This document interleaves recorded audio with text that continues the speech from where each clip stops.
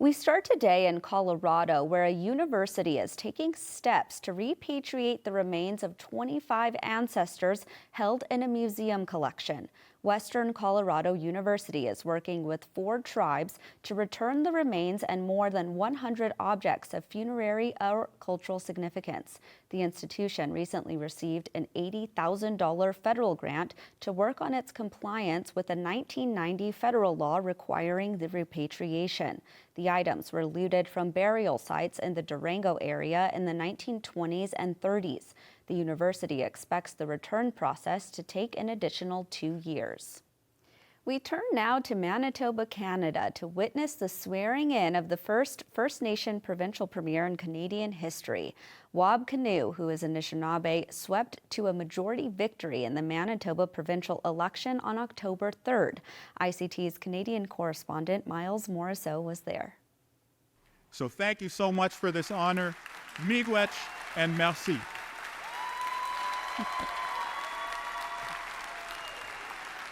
Wab Kinew made history when he won election as Manitoba's premier on October 3rd, but he didn't stop there. He appointed the first Indigenous women into Manitoba's cabinet and appointed the first Black deputy premier of the province. His swearing-in ceremony was heavy on Indigenous representation, with greetings from all 7 Indigenous nations in Manitoba and an honor song by the Dakota Drum.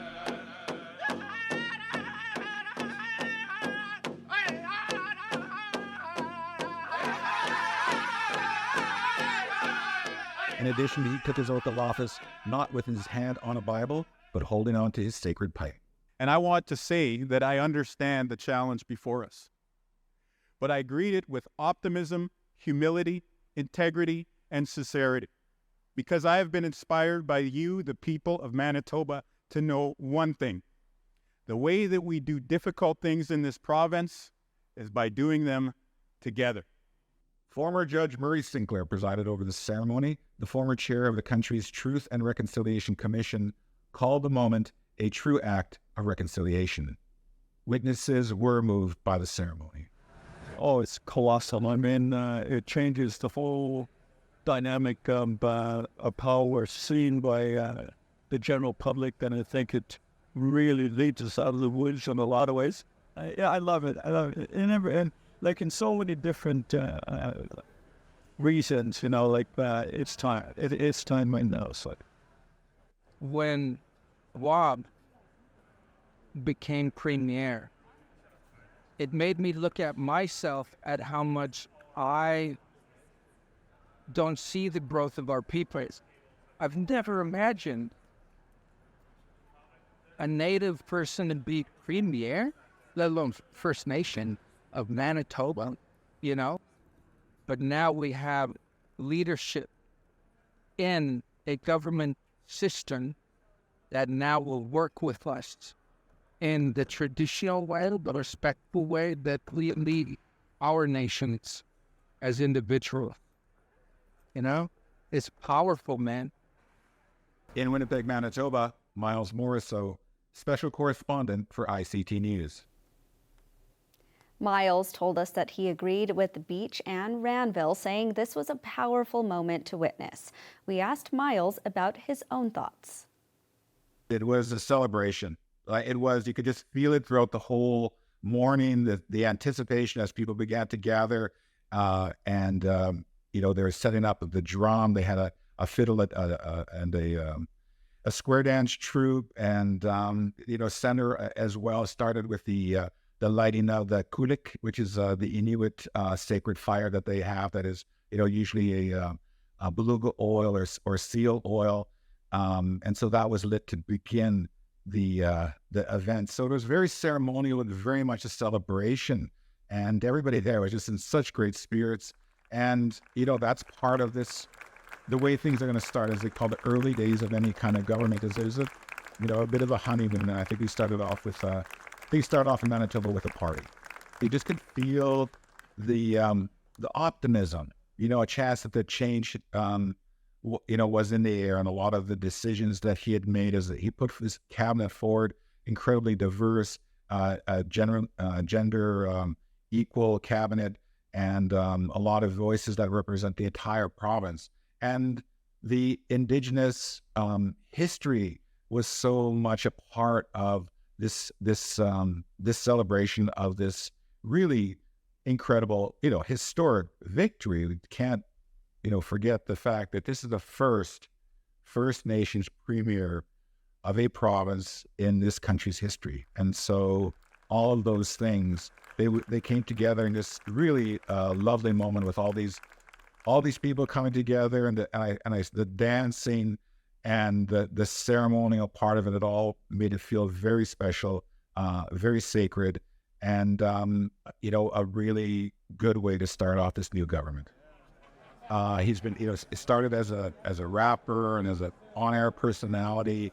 He hosted a series focused on Indigenous youth across Canada, and it was a really big moment as we begin to acknowledge that this is a significant population. This is over 20% of the population in Manitoba identifies as Indigenous. That is a very young population as well.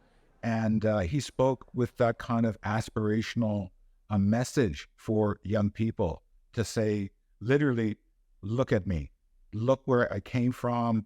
I've made mistakes. I was wrong. Got in trouble with the law. Had lyrics in his music that were attacking homophobic lyrics, misogynistic lyrics, things like that. He acknowledged in his book that he wrote, his memoir autobiography, about growing from that and learning, being taken to task by people who he respected, to say, look, this is wrong. This is not the way we are. We need to be more inclusive. And then you see that growth and that vision coming into the legislative offices of the province of Manitoba. But he will be, being expected to deliver on healthcare, which is a huge, that's a big task. That's an expensive task. There's a lot of work there. And people are going to, be looking to put his feet to the fire at a certain point. And I think as well for Indigenous people and in the Indigenous community as well, that they will, as expecting to be heard, wanting to be heard, and wanting to see change that comes with this new type of leadership. And so, and beyond that, well, who's to say? He's 41 years old. He's taking on a difficult task, and it'll be interesting to see how things move forward to him. I mean, is potentially the next first Indigenous Prime Minister of Canada? Who's to say? That may be way too early in days to speculate on that. But certainly a great feeling to be part of a historic moment and to share that with people. And I feel that you've seen something special here, and we can enjoy the day. We can enjoy this early honeymoon phase and see how things, progress. I think there's a lot of young Indigenous people that are looking at this young man and saying, I didn't think it was going to happen. I didn't think it was going to happen, but here we are. And that's good to see. Miles Morisseau is a special correspondent for ICT covering Canada. He's a citizen of the Métis Nation and is based in Grand Rapids, Manitoba. Well, be sure to join us on the next ICT newscast, where we talk to Deanne Whitehawk. She's just been named a MacArthur Fellow and has received a 5-year no-strings-attached grant. She tells us she describes her art as informed by a Sicangu worldview.